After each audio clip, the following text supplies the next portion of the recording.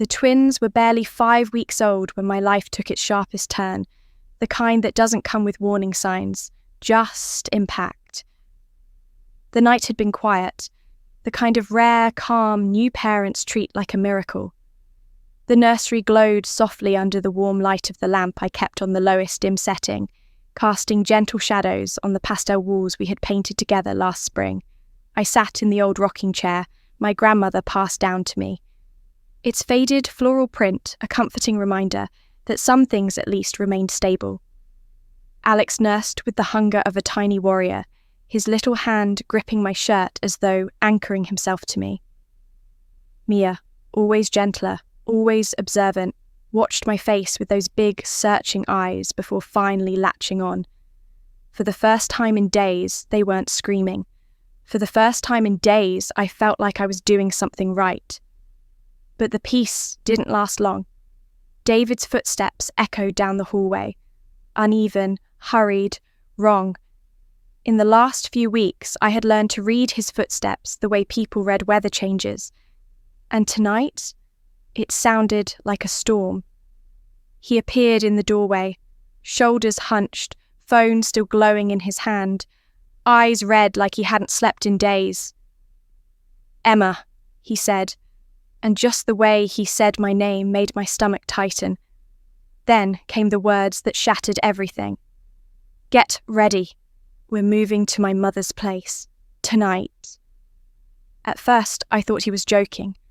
I waited for the grin, the "I'm kidding," the explanation. But nothing came. Instead, he stepped deeper into the room, panic dripping off him like sweat. "My brother and his family need the apartment," he said, voice trembling. "Sarah's pregnant again. They need space. You and the twins can stay in my mom's storage room, just for a while." A storage room for me, for newborns? In his mother's cramped basement, where the air always smelled like mildew, old tax files and forgotten Christmas decorations.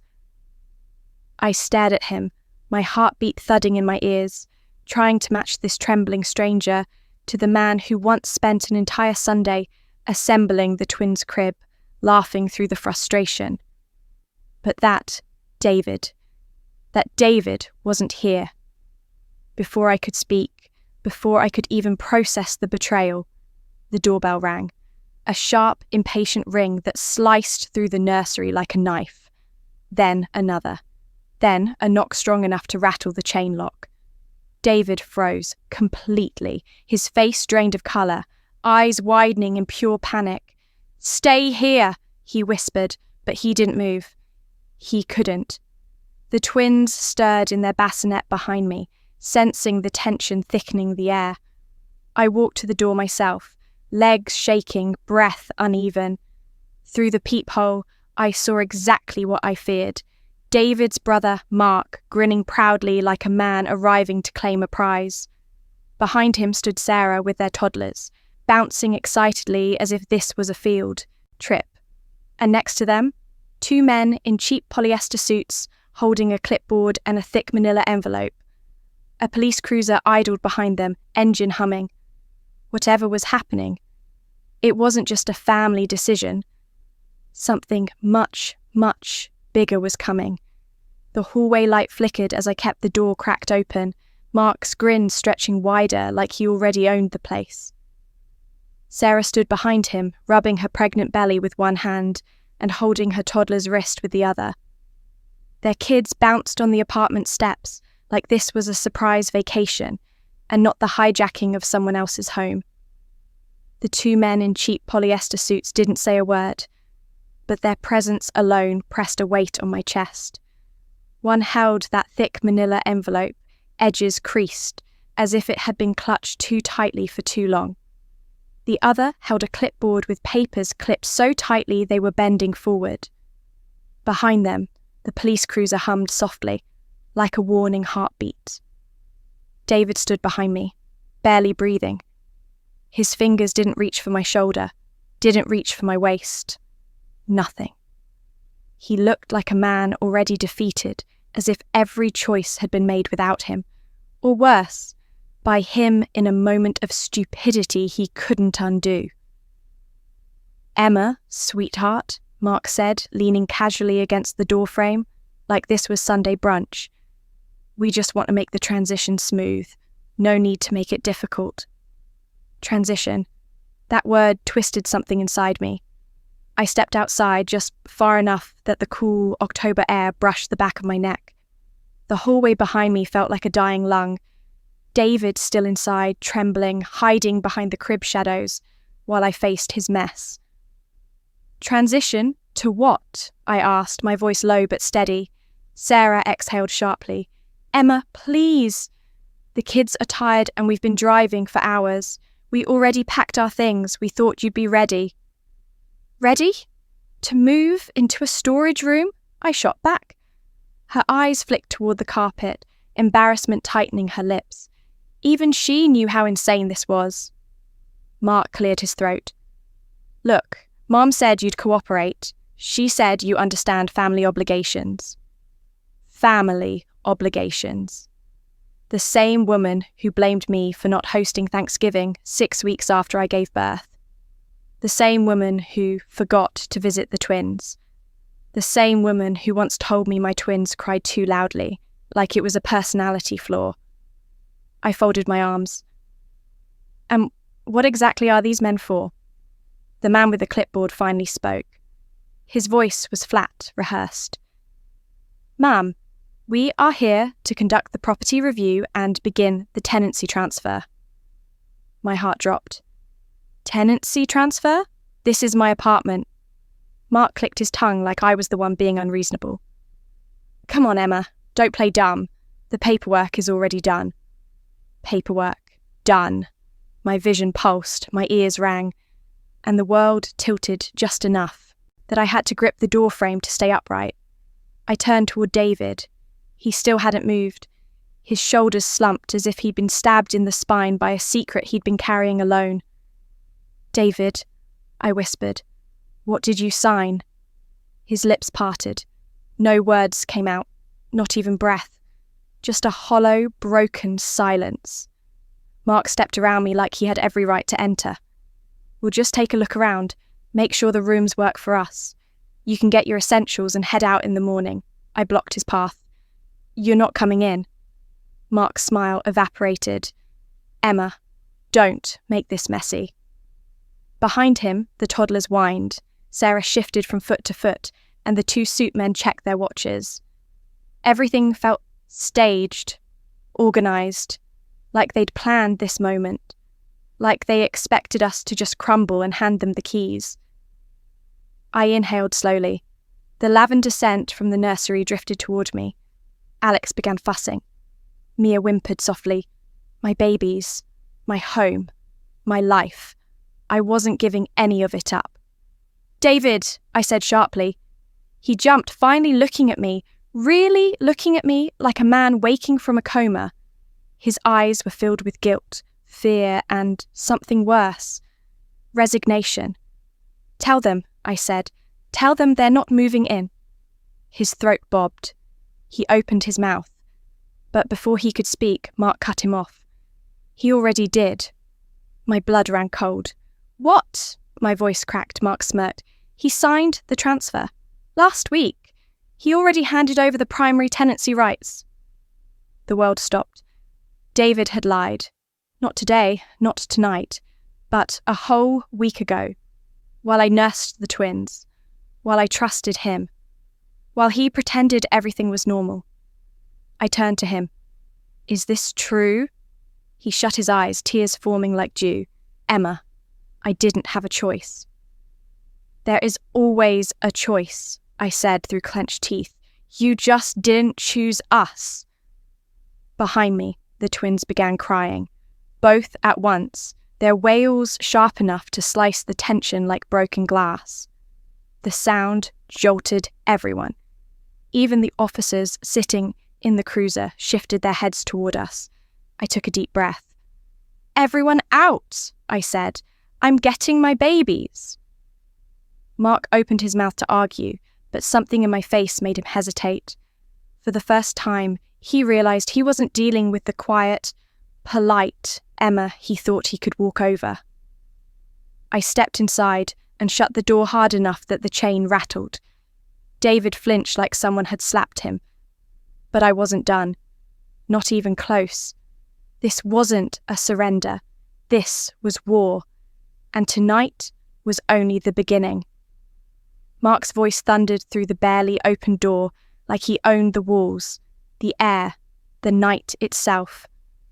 "We're here to help with the transition," he said, eyebrows raised in mock sympathy.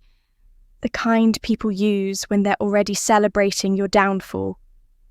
His breath carried the scent of cheap mint gum and the confidence of a man who thought consequences were fairy tales. Behind him, Sarah shifted their toddlers from one hip to the other, her eyes darting not with concern, but calculation, like she was mentally measuring which corner of my living room she'd put her baby's new playpen in. And behind them, those two men in bad suits, tan polyester, that had seen more car trunks than boardrooms, stood like silent punctuation marks, finishing a sentence I hadn't asked for. One held a clipboard thick with forms. The other gripped that swollen manila envelope with a certain smugness, like inside it lived the end of my life neatly stapled together. The police cruiser idled quietly, its presence a whisper but a threat nonetheless, blue lights off but authority humming in the engine's steady rumble. It wasn't chaos, it was choreography. Planned, timed, executed. My fingers tightened around the edge of the door until my knuckles whitened. "Mark, why are there officers here, and why—" I cut myself off because my throat, traitor that it was, closed up.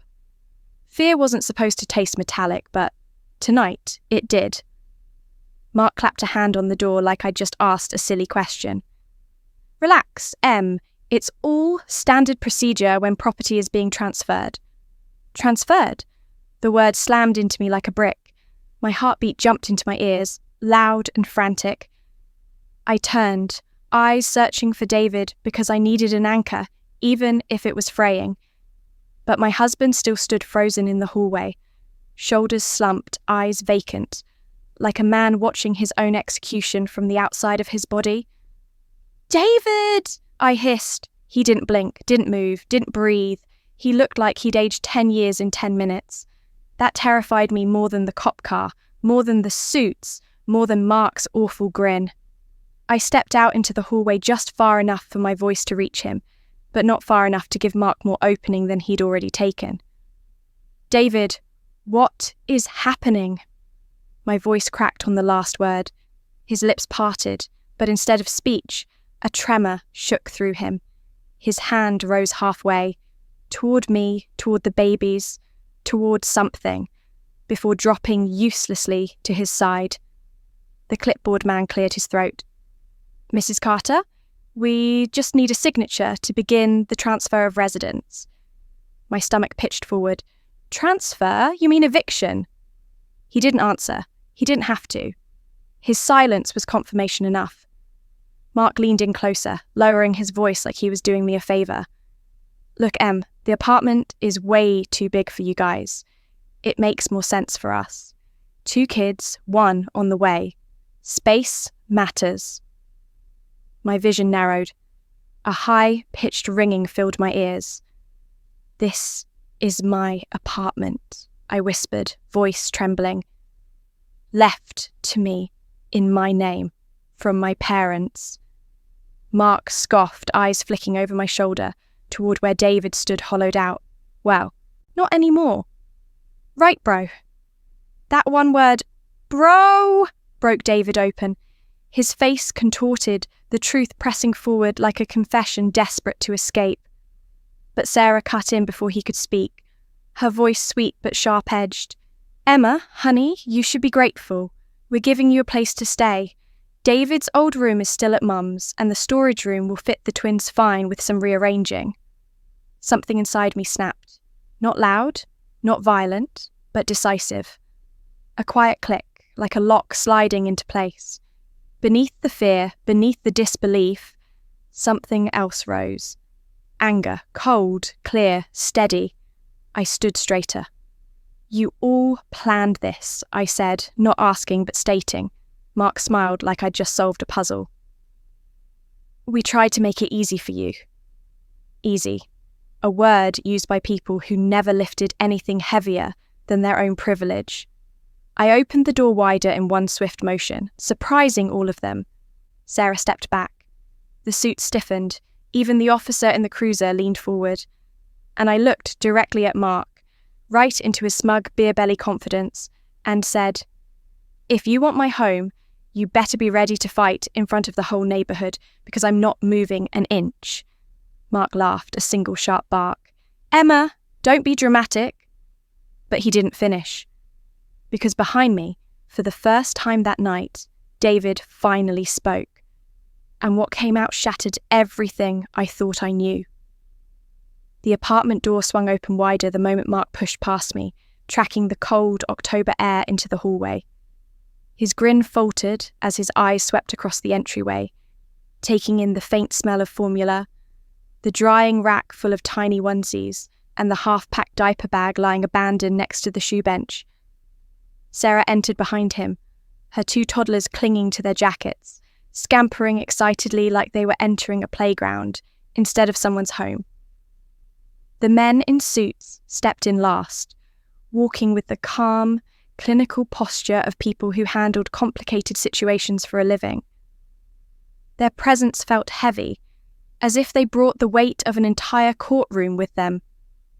David was still frozen at the end of the hallway, jaw tight, shoulders tense, watching his brother with an expression somewhere between shame and dread. Mark clapped his hands together loudly, the sound slicing through the tension. "All right, folks, let's start the process quickly. We've got a full evening." "Process?" I stared at him, my pulse quickening, but he didn't give me time to ask. He pointed toward one of the suited men. "This is Mr. Langford from the bank." My stomach dropped. The man gave a polite nod and lifted the manila envelope. "Mrs. Carter, we attempted to reach you several times. These documents require your signature." I swallowed. "What documents?" He didn't answer immediately. Instead, he opened the envelope and slid out a stack of papers thick enough to make my throat tighten. Loan defaults, lien notices, collection attempts. His tone was unnervingly gentle, as if speaking to someone recovering from an operation. "Your mortgage is no longer in good standing." A ringing sound filled my ears, drowning out the baby's soft fussing from the nursery. I turned toward David. "What is he talking about?" David's Adam's apple bobbed, but he didn't speak. That silence was worse than any confession. Mark clicked his tongue. "He wasn't going to tell you, but he should have. And now it's too late." He stepped closer, lowering his voice like he was offering sympathy instead of twisting the knife. "Mum agreed to take you in for a while. We'll handle things, just sign what they need, and let's move forward." The living room lights flickered overhead. A glitch, maybe. Or maybe the universe taking a shaky breath. I steadied myself. "This is my apartment. My name is on the deed. My parents left it to me. How can there be a lien? I didn't sign anything." Mr. Langford cleared his throat, almost apologetically.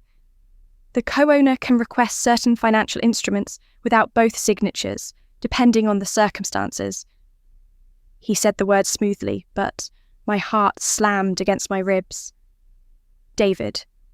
My David. The man who had proposed in this very living room, kneeling beside the coffee table he had refinished himself. He had signed something enormous, without telling me. I stepped back until my shoulder hit the edge of the hallway wall. "So, this moving to your mother's place? Nonsense. You were planning this." David finally spoke, voice hoarse. "Emma, I didn't think it would get this bad. I was going to fix it before you found out." But instead of remorse, he looked terrified. Not of losing the apartment, of something bigger, something he'd been hiding. Before I could answer, one of the toddlers ran into the living room shouting, "Mommy, they have a playroom?" Sarah laughed lightly. "See, this place is perfect for us." Perfect for them.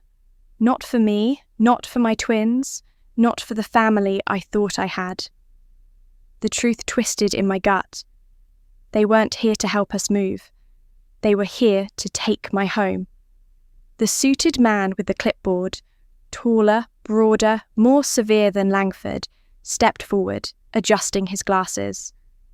"Mrs. Carter, before anything continues, I need to verify your understanding of the situation."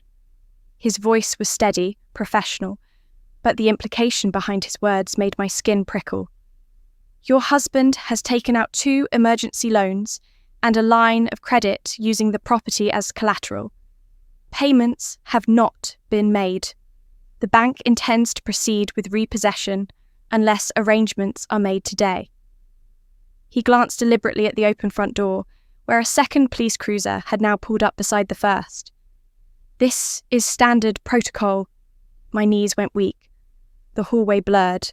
I gripped the back of the couch to keep from sliding to the floor. "David, why?"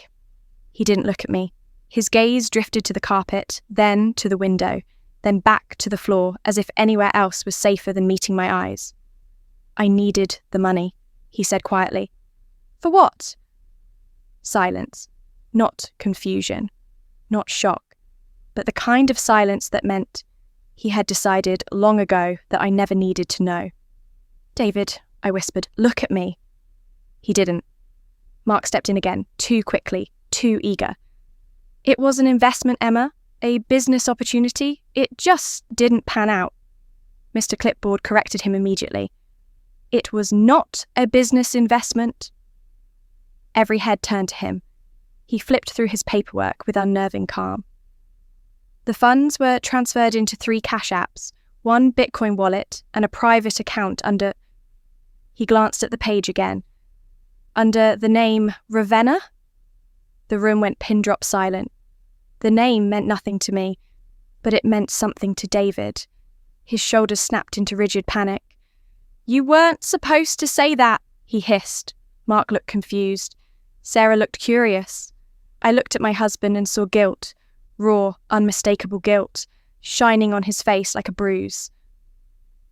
"Who is Ravenna?" I asked. My voice didn't tremble this time. "No one," he said instantly. Too instantly. "She's no one." Langford shifted uncomfortably. Clipboard didn't bother. "Mrs. Carter, the bank is obligated to disclose misuse of funds. These withdrawals were not related to any business.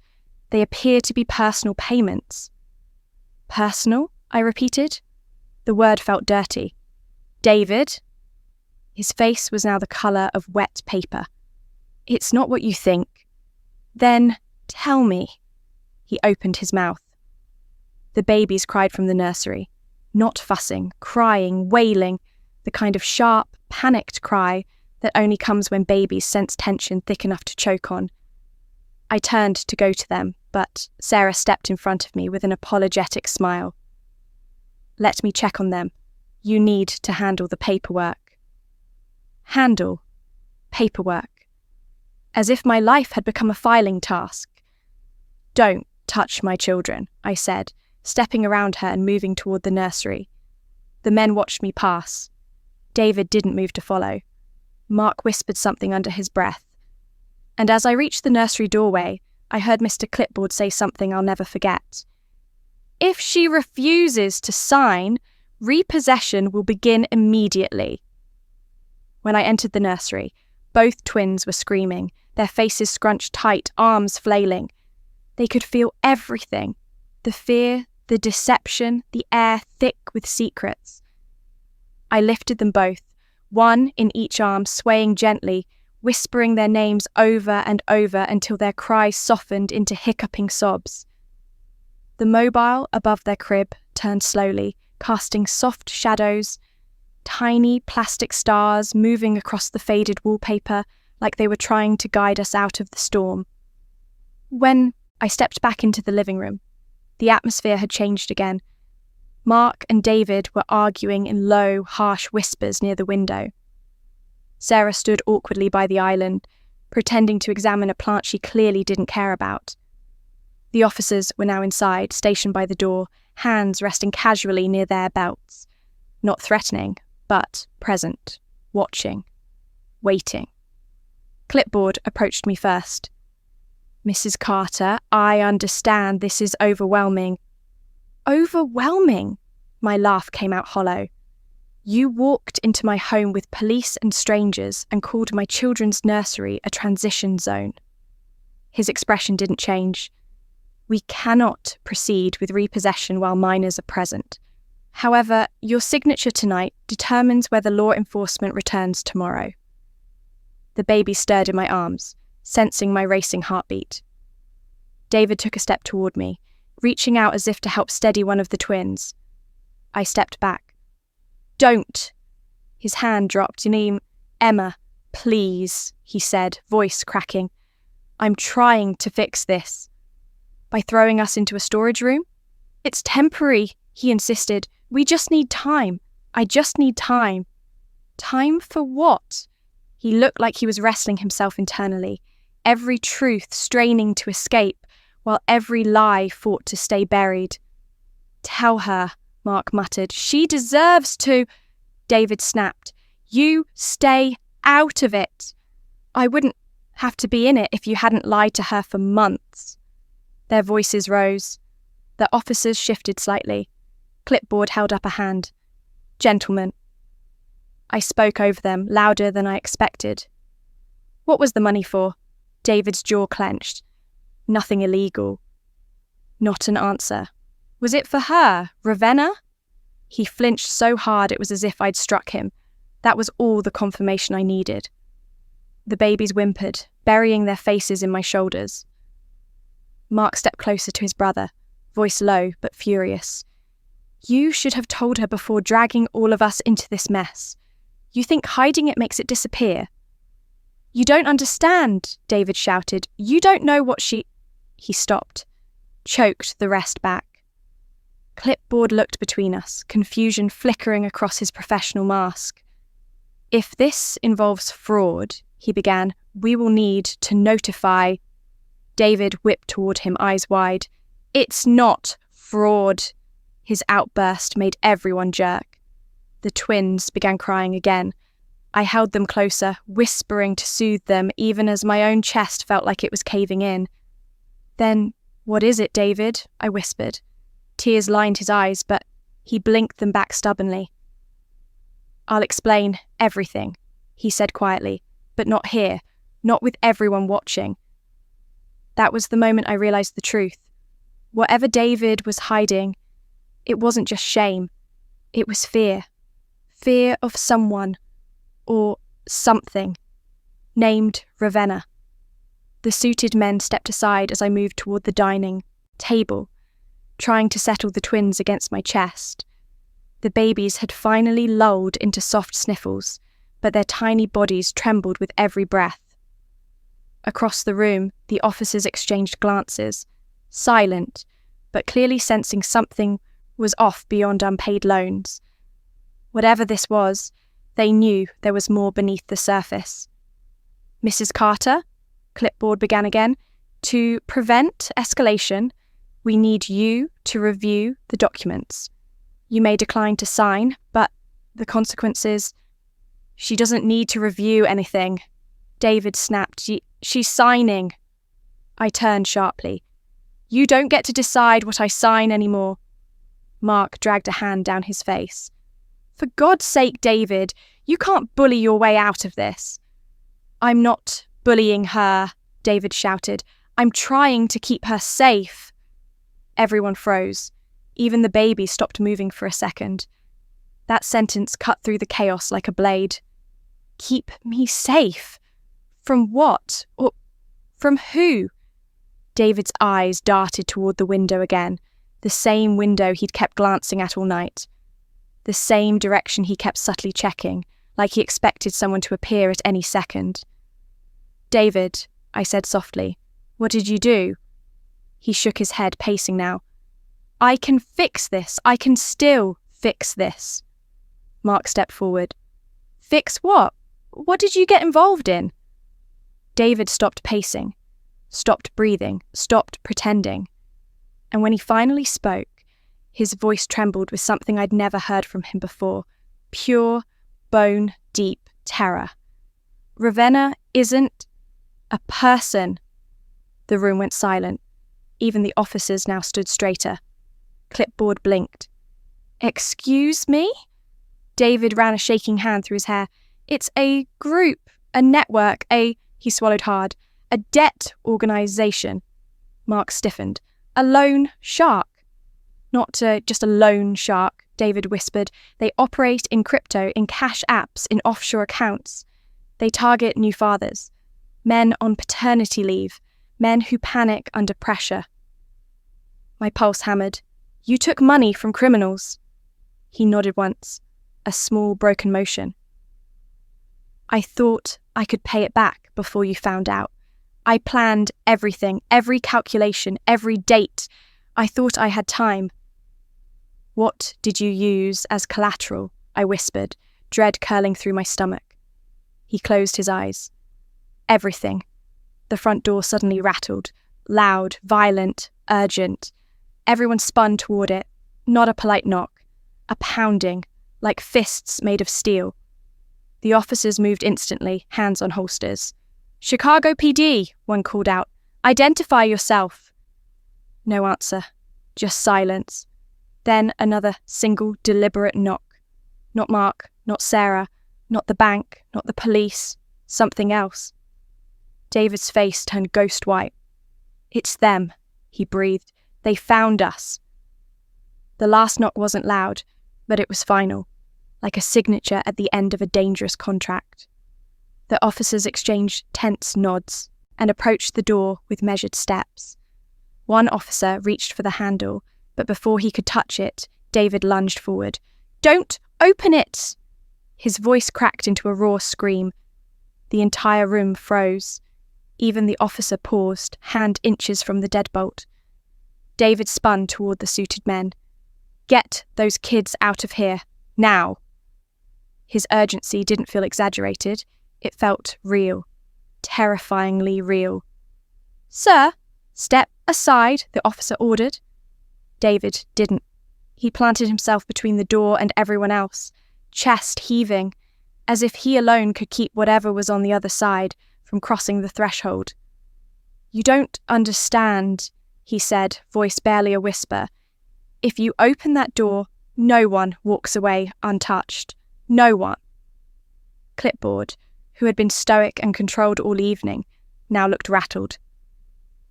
Mr. Carter, he said slowly, are you saying your creditors are here, at your residence? David shook his head. They don't visit. They don't send warnings. They don't negotiate. He swallowed hard. If they're at the door, it means they want something specific. His eyes flicked to the babies. My heart stopped. What do they want, David? He opened his mouth, closed it. His voice cracked into a whisper. I missed a payment. So they want money? No. He hesitated. They want leverage. The officer by the door stiffened. Sir, step away. We will handle whoever... The pounding started again.